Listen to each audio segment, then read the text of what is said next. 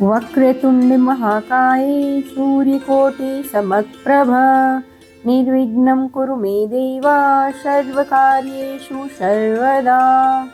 ओम श्री गणेशाय नमः। प्रिय श्रोताओं, आप सभी को मेरा सादर नमस्कार।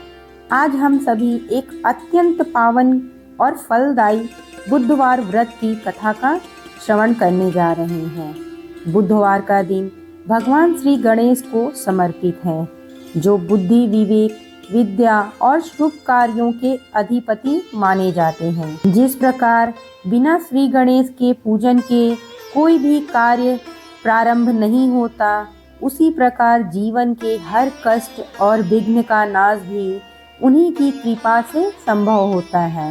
शास्त्रों में कहा गया है कि जो श्रद्धा और नियम पूर्वक बुधवार का व्रत करता है, उसके जीवन से बुद्धि भ्रम, मानसिक तनाव, आर्थिक रुकावटें और कार्यों में आने वाले विघ्न धीरे धीरे दूर हो जाते हैं।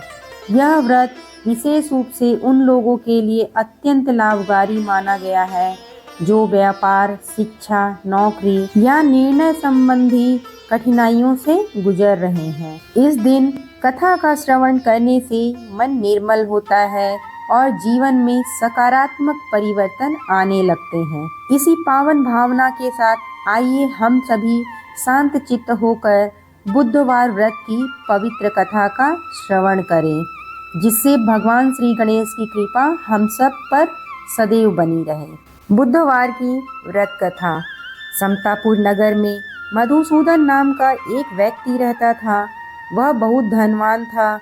मधुसूदन का विवाह बलरामपुर नगर की सुंदर लड़की संगीता से हुआ। एक बार मधुसूदन अपनी पत्नी को लेने के लिए बुधवार के दिन बलरामपुर गया। मधुसूदन ने पत्नी के माता पिता से संगीता को विदा कराने के लिए कहा। माता पिता बोले, बेटा आज बुधवार है, बुधवार को किसी भी शुभ कार्य के लिए यात्रा नहीं करते। लेकिन मधुसूदन नहीं माना। उसने ऐसी शुभ अशुभ की बातों को न मानने की बात कही। दोनों ने बैलगाड़ी से यात्रा प्रारंभ कर दी।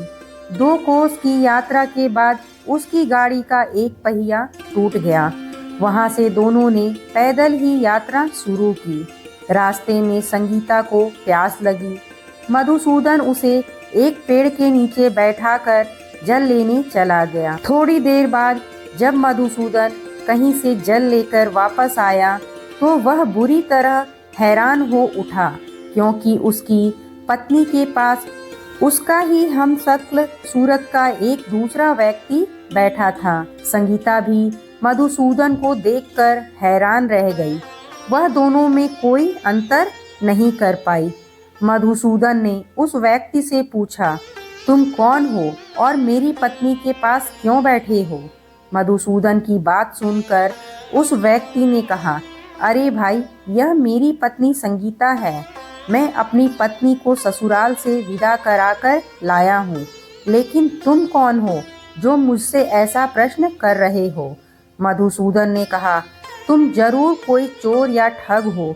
यह मेरी पत्नी संगीता है। मैं इसे पेड़ के नीचे बैठाकर जल लेने गया था। इस पर उस व्यक्ति ने कहा, अरे भाई, झूठ तो तुम बोल रहे हो। संगीता को प्यास लगने पर जल लेने तो मैं गया था। मैंने तो जल लाकर अपनी पत्नी को पिला भी दिया। अब तुम चुपचाप यहाँ से चलते बनो, नहीं तो किसी सिपाही को बुलाकर तुम्हें पकड़वा दूंगा। दोनों एक दूसरे से लड़ने लगे। उन्हें लड़ते देख बहुत से लोग वहां एकत्रित हो गए। नगर के कुछ सिपाही भी वहां आ गए। सिपाही उन दोनों को पकड़कर राजा के पास ले गए। सारी कहानी सुनकर राजा भी कोई निर्णय नहीं कर पाया। संगीता भी उन दोनों में से अपने वास्तविक पति को नहीं पहचान पा रही थी। राजा ने दोनों को कारागार में डाल देने के लिए कहा। राजा के फैसले पर असली मधुसूदन भयभीत हुआ। तभी आकाशवाणी हुई, मधुसूदन, तूने संगीता के माता पिता की बात नहीं मानी और बुधवार के दिन अपनी पत्नी को ससुराल से प्रस्थान किया।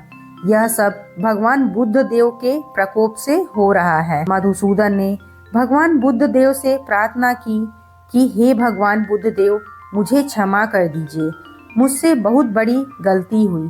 भविष्य में अब कभी बुधवार के दिन यात्रा नहीं करूँगा और सदैव बुधवार को आपका व्रत किया करूँगा। मधुसूदन के प्रार्थना करने से भगवान बुद्ध देव ने उसे क्षमा कर दिया। तभी दूसरा व्यक्ति राजा के सामने से गायब हो गया। राजा और दूसरे लोग इस चमत्कार को देखकर हैरान हो गए। भगवान बुद्ध देव की इस अनुकंपा से राजा ने मधुसूदन और उसकी पत्नी को सम्मान पूर्वक विदा किया। कुछ दूर चलने पर रास्ते में उन्हें बैलगाड़ी मिल गई। बैलगाड़ी का टूटा हुआ पहिया भी जुड़ा हुआ था। दोनों उसमें बैठकर समतापुर की ओर चल दिए। मधुसूदन और उसकी पत्नी संगीता दोनों बुधवार का व्रत करते हुए आनंद पूर्वक जीवन यापन करने लगे। इस तरह भगवान बुद्ध देव की कृपा से उनके यहाँ खुशियाँ बरसने लगी। इस तरह जो स्त्री पुरुष विधिवत बुधवार का व्रत करके व्रत कथा सुनते हैं, भगवान बुद्ध देव उनके सभी कष्ट दूर कर देते हैं।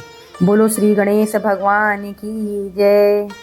आरती युगल किशोर की कीजे, तन मन धन्यो छावर कीजे। गौर श्याम मुख निरखन लीजे, हरि का स्वरूप नयन भर पीजे। आरती युगल किशोर की कीजे, रवि शशि कोटि बदन की शोभा।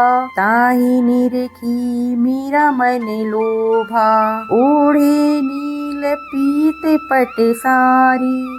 कुंज बिहारी गिरिवर धारी, आरती युगल किशोर की कीजे। फूलन की सेजे फूलन की माला, रत्न सिंहासन बैठे नंद लाला। कंचन थाल कपूर की बाती, हरि आए निर्मल भई छाती।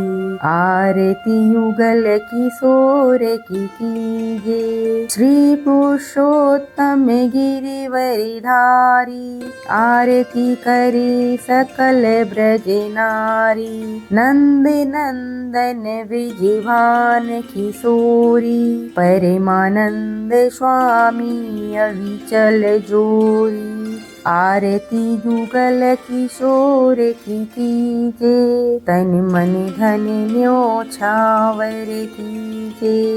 बोलो गणेश भगवान की जय।